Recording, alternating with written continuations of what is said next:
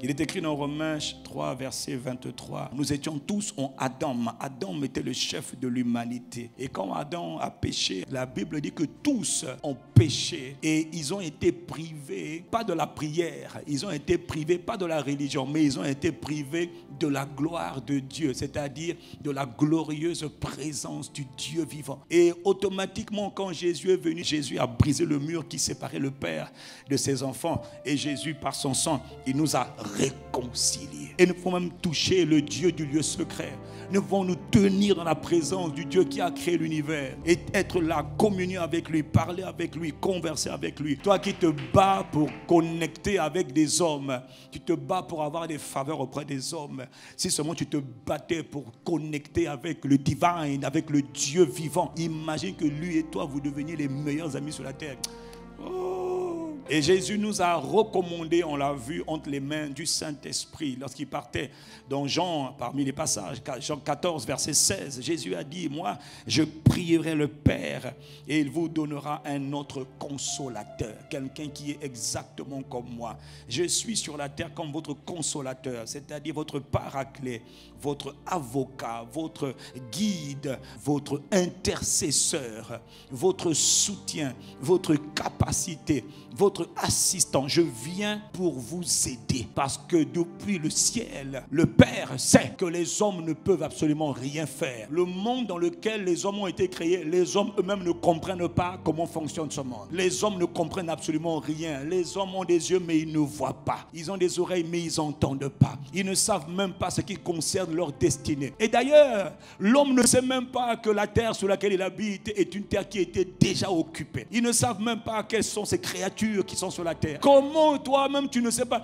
Tu arrives dans une zone qu'on appelle zone de conflit, de combat. Tu n'es même pas conscient. Ils sont hyper nombreux et tu n'es même pas conscient que tu es déjà en danger. Le fait que tu sois appelé homme. Depuis le jour où tu es né et dans le ventre de ta mère, dans cet endroit où tu es né, tu as commencé à dire tu étais déjà dans une zone de danger. Et tu découvres plus tard, quand Dieu t'ouvre les yeux, que finalement ce monde est un endroit bon, c'est un endroit extrêmement dangereux. Mais tu découvres aussi que cette terre, nous sommes juste des passagers. Donc on ne vit pas ici pour s'attacher aux choses. On vit ici parce qu'on est de passage. Ce qu'on peut faire, on doit le faire. On doit laisser un héritage. On doit connaître Dieu pendant qu'on est de passage. Mais on sait qu'on vient de l'éternité, on vient sur la terre pour un peu de temps et on repartira. Sauf qu'on repartira pour le retour. Ça dépend de tes choix que tu auras accomplis, que tu auras fait sur la terre. Soit tu monteras, soit tu descendras. Voilà pourquoi Dieu avait toujours et a toujours voulu habiter parmi son peuple, à l'intérieur de son peuple, au milieu de son peuple, parce qu'il sait que s'il n'y habite pas, quelqu'un d'autre va y habiter. Dans Jean 10, Jésus a dit, le voleur ne vient que pour dérober, détruire et tuer. Il y a un voleur, il y a un destructeur, il y a un assassin qui rôde. Il n'est jamais bien loin. Donc Dieu sait très bien, mon frère, ma soeur, que sur la terre, on ne peut rien faire. Voilà pourquoi Jésus est venu. Pendant 3 ans, il leur a démontré, lui qui était le Fils de Dieu, comment même lui qui est né de Dieu, c'est-à-dire que son Père, c'est le Saint-Esprit, il était incapable de faire quoi que ce soit, d'accomplir quoi que ce soit dans ce monde concernant le but pour lequel il était créé. Il avait besoin de l'Esprit de Dieu qu'on appelle le Saint-Esprit. Il avait besoin de la présence de Dieu. Quand le Saint-Esprit est venu, maintenant sa vie a vraiment commencé. Mon frère, tant que l'Esprit Saint ne vient pas dans ta vie, rien n'a commencé. Donc Jésus nous dit, moi je vais aller vers le Père. Je vais prier le Père. Il va vous donner un autre consolateur. Vous avez besoin de lui. Et afin qu'il demeure, éternellement. Aucun homme ne peut vivre sur la terre. Les projets de Dieu sans recevoir l'Esprit de Dieu. Et quand l'Esprit de Dieu vient, lui il vient par amour, dit Amen. Mais il ne vient pas pour une durée limitée. Il ne vient pas de manière provisoire. Il vient de manière permanente. Donc il sait que s'il part, tu es mort. Donc la personne qui vient vivre en toi, tu auras besoin de lui pendant que tu es en vie sur la terre. Mais tu auras besoin de lui quand tu monteras. Parce que toute créature doit vivre et dans le ciel et sur la terre par lui. Au verset 18, il dit, il va demeurer éternellement. Donc l'Esprit de Dieu que nous connaissons, que nous apprenons à connaître aujourd'hui là, c'est pour la vie.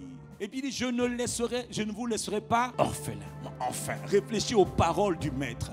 Celui qui parle, c'est celui qui vient du ciel. Il est le premier témoin envoyé par le Père. Celui qui parle, il est qualifié. Il est appelé la parole de Dieu. Celui qui parle là, il est celui par qui tout a été créé. Donc il connaît tout. Un orphelin a toujours le sentiment d'être fragile. Un orphelin a toujours le sentiment d'être vulnérable. Parce que papa et maman, ou papa ou maman sont partis. Je me sens exposé. Je me sens fragile. Je me sens vulnérable. Je me sens abandonné. Je n'ai pas de secours. Personne ne peut me dire non. Quand le Saint-Esprit viendra, vous ne serez plus jamais des orphelins de ce monde. On ne dira pas de vous que vous êtes des délaissés, vous êtes des misérables, vous êtes des pauvres. Non. Parce que lui là, il emmène la présence de la divinité. C'est-à-dire, il emmène Dieu 100%. Voilà pourquoi la personne la plus importante dans ma vie, c'est le Saint-Esprit. Et quand j'apprends à le recevoir, quand je comprends comment on vit avec lui, lui il a dit, tu ne te sentiras jamais ni faible.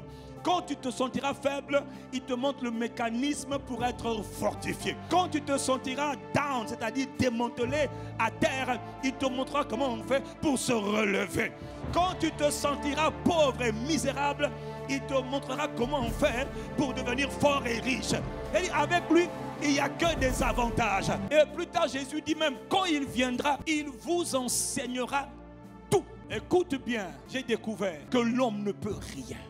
Le problème, c'est que l'homme, quand il va étudier à l'université, où il fait papier, il fait école, il apprend à parler un peu son petit français, il croit maintenant que je parle anglais, je parle français. Surtout quand tu as un diplôme un peu élevé là. Malheureusement, le diable est tellement rusé, nous fait croire que nous devenons quelqu'un. Et nous avons le sentiment d'être vraiment quelqu'un. À l'époque, je me glorifiais dans ces futilités, jusqu'au jour où j'ai découvert que les diplômes qu'on a, que quel que soit le niveau d'études qu'on a, ce n'est pas mauvais. Écoutez-moi, ce n'est pas mauvais. Mais je vous dis que ça peut devenir un piège. Parce que les gens peuvent commencer à se confier dans leur grade, dans leurs bénédictions, dans leurs acquis de la vie. Alors que Sion, le Père dans les cieux, n'a rien prévu d'autre pour toi que la personne du Saint-Esprit. Le diplôme, c'est bien, mais celui qui donne, c'est Dieu. Donc ne te glorifie en rien d'autre que sa présence. La majorité des gens qui ont étudié, ils sont où aujourd'hui? Certains ont fait de leur titre, de leur diplôme, leur sujet, leur raison de vivre. D'ailleurs, il y a même des étudiants, à cause des études, ils se sont détournés de la présence et de la personne du Saint-Esprit, sous prétexte que j'ai trop de travail. Ok, le seul problème, c'est qu'en délaissant le Saint-Esprit, la présence de Dieu, toi-même tu t'es mis en danger. Parce que Satan sait que tout homme qui vit loin de la présence de Dieu est un chewing-gum, est un sandwich, est un pain qui va bouffer cru. Mais Satan sait que tout homme qui marche dans la conscience, dans la plénitude de la présence de Dieu est un homme armé et extrêmement dangereux, difficilement touchable, difficilement attaquable. Pourquoi tu crois qu'il éloigne les étudiants de sa présence? C'est bon d'étudier, mais étudiant, n'oublie jamais qu'au commencement n'étaient pas les études. Au commencement, El Rohim Bara. Au commencement, Dieu. Travailleur, ne travaille jamais au point d'être tellement occupé à travailler que tu te détournes de la présence de Dieu. Tu deviens vulnérable. Un homme sans Dieu est faible. Toutes les fois que tu penses que tu vas t'en sortir comme ça, parce que tu as étudié, tu viens de tomber dans le piège du diable, l'orgueil. Tu as étudié, mais j'ai vu des gens qui avaient étudié et à la fin de leurs études, la maladie l'a pris. Toutes les études qu'il a fait, il n'était plus capable d'en jouir. J'ai vu des gens qui se sont mariés, qui ont eu des enfants. Soit l'enfant meurt, soit l'enfant tombe malade, soit les parents tombent malades. Tout ce qu'ils avaient bâti comme système tombe à l'eau parce qu'il y a quelque chose qui n'a pas marché. Mon frère, la vie là, c'est pas ce que tu crois. La vie là, au commencement, Dieu. Mets Dieu devant, mets Dieu au milieu, mets Dieu à la fin, mets Dieu sur tout le long de ta vie, mets Dieu devant. Mon frère, tu as le choix, soit tu m'écoutes et tu vas gagner du temps, soit tu ne m'écoutes pas et tu vas te casser la figure. D'ailleurs, même quand je me tiens debout, c'est lui. Même quand tu es assis là, c'est lui. Parce que pendant que tu es assis, il te suffit que le monde des ténèbres t'envoie une flèche qui vole de nuit. Tu tombes, tu meurs. Et tu avais oublié, oh homme, que ton souffle, c'était lui. Éduquer tes enfants. Tu penses que non, je vais faire ça. Tu ne sais pas quelles sont les puissances diaboliques qui réclament tes enfants. Tu ne sais même pas. Même toi-même, tu ne sais pas. Nous avons tous besoin de lui. Au commencement, c'est Dieu. Si quelqu'un me suit, dit Amen.